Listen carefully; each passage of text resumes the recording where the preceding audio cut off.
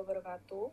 Kenalkan, kami di sini dari kelompok praktikum perancangan unit produksi hasil perikanan kelompok 16 dari kelas T04 dengan judul perancangan pabrik pengolahan surimi dengan optimalisasi enzim protease dari kulit nanas di PT Bintang Laut. Sebelumnya, izinkan saya untuk memperkenalkan anggota kelompok kami, yaitu yang pertama ada Angger Satriani Muhammad, Kenes Aulia Hapsari, Ariel Tapira Orensia, Amelia Anindita Putri, Emiza Salah, dan Pica Octavia. Dan selanjutnya, mengenai materi akan disampaikan oleh teman-teman saya. Baik, yang pertama yaitu lokasi pabrik. Penentuan lokasi pabrik dapat dilakukan menggunakan beberapa metode seperti factor rating, perbandingan biaya, break-even point, load distance, dan center of gravity. Metode factor rating merupakan salah satu cara yang paling sederhana untuk menentukan lokasi usaha yang sesuai dengan kebutuhan. Dalam metode ini, skor diberikan secara subjektif pada faktor-faktor yang telah ditentukan. Karena penilaian yang cenderung kurang objektif, dalam studi literatur kali ini, penentuan lokasi pabrik dilakukan dengan mempertimbangkan faktor-faktor yang lebih relevan. Faktor-faktor tersebut meliputi ketersediaan bahan baku, pemasaran, utilitas, kondisi geografis dan masyarakat, transportasi, tenaga kerja, sistem pengolahan dan penanganan limbah, karakteristik lokasi, serta peraturan perundang-undangan. Visi misi dari pabrik kami yang pertama ada visi berfokus pada keamanan pangan, efisiensi produksi, dan kesejahteraan komunitas lokal. Kami bertekad menciptakan dampak positif melalui kemitraan berkelanjutan, pelatihan sumber daya manusia, serta pengelolaan sumber daya yang bertanggung jawab. Melalui adopsi teknologi terkini, pengelolaan limbah yang bertanggung jawab, dan jaringan distribusi yang kuat, kami berupaya memperluas pasar domestik dan internasional, membangun reputasi global, serta memberikan kontribusi nyata terhadap pembangunan ekonomi yang berkelanjutan. Kemudian misi kami yaitu menghasilkan produk surimi premium yang memenuhi standar keamanan pangan internasional melalui penerapan teknologi modern dan sistem manajemen mutu yang ketat. Yang kedua, membangun kemitraan berkelanjutan dengan nelayan lokal dan komunitas pesisir melalui program pemberdayaan dan pembinaan.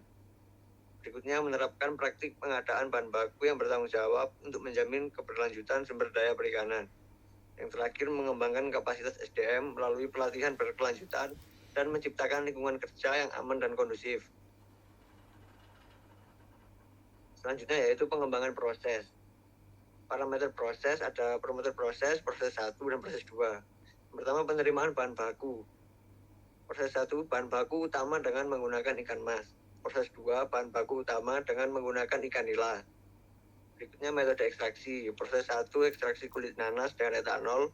Proses 2, ekstraksi kulit nanas dengan etil asetat. Kemudian pencucian. Proses 1, menggunakan air dingin sebanyak 3 kali dengan NaCl. Proses 2, menggunakan air dingin sebanyak 3 kali tanpa NaCl. Berikutnya kekuatan gel. Proses 1, ikan dengan daging berwarna putih. Proses 2, ikan dengan daging berwarna merah. Yang terakhir yaitu tekstur surimi. Proses 1, penambahan ekstrak nanas sebanyak 1%. Proses 2, penambahan ekstrak nanas kurang dari 1%. Selanjutnya ada kapasitas produksi, di mana yang pertama itu ada total produksi surimi.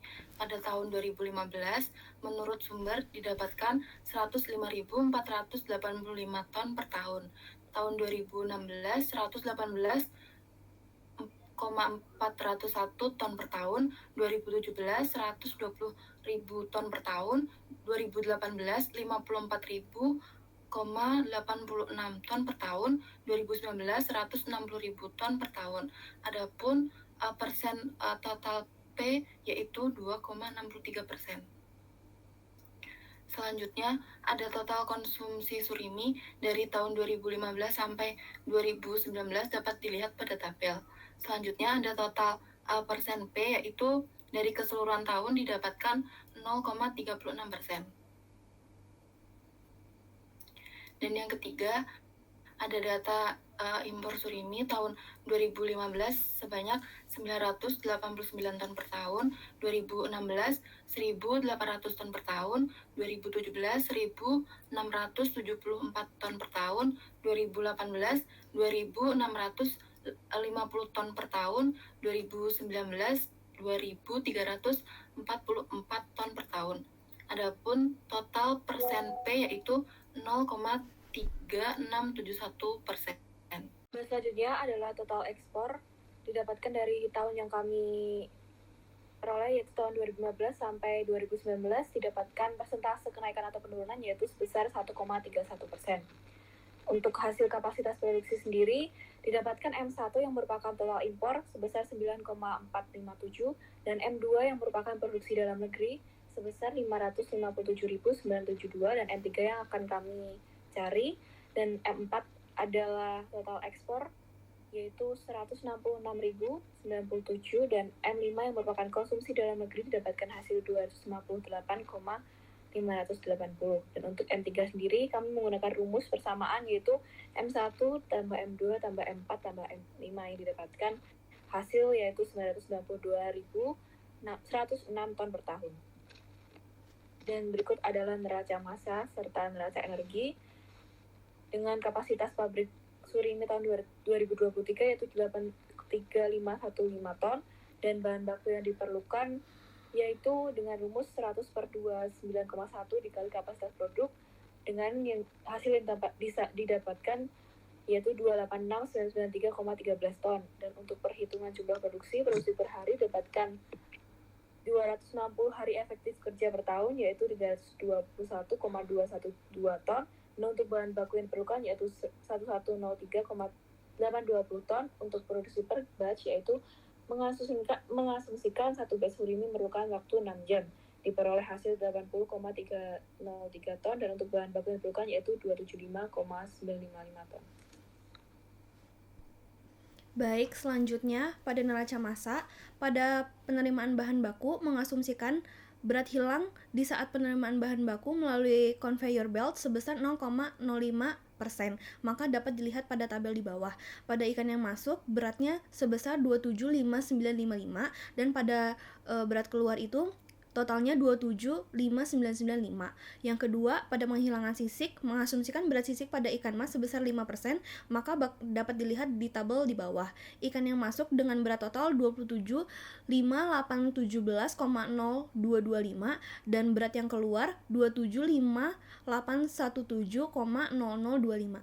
Selanjutnya, yang ketiga, pada pemisahan daging, mengasumsikan berat daging pada daging ikan sebesar 25%, maka dapat dilihat pada tabel di bawah. Berat ikan yang masuk dengan total 26.2026,1714, berat yang keluar dengan total 26.2026,1714. Pada proses leaching, mengasumsikan berat surimi hasil leaching pada ikan mas sebesar 60%, dapat dilihat pada tabel di bawah. Daging ikan yang masuk dengan total 13.1013,0857 pada berat yang keluar dengan total 13.1013,0857.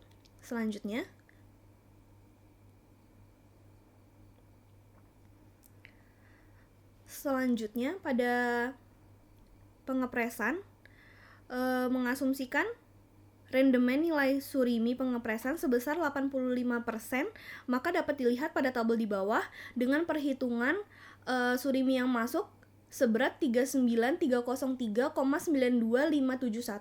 dan berat yang keluar 303,92571.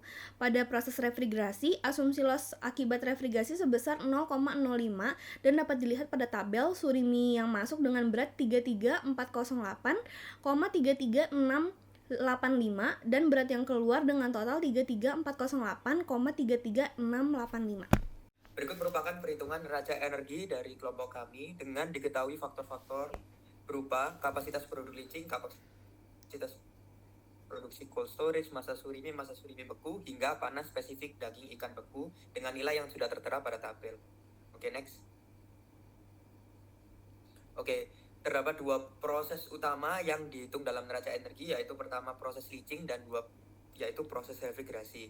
Untuk entalpi aliran masuk sendiri dari proses leaching memiliki total sebesar 252.0220,122 kJ dan untuk aliran keluar sendiri sebesar minus 303.34769,86 kJ dengan panas yang diserap bahan dengan nilai Q yang diketahui sebesar 344.515.56,82 kJ dan panas dari sekitar sebesar 172.2577,841 kJ.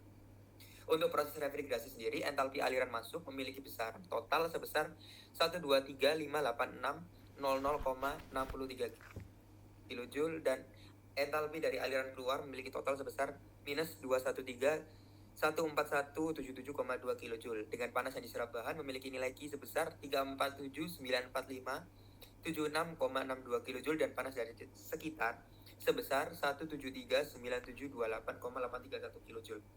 Next. Berikut merupakan perencanaan biaya.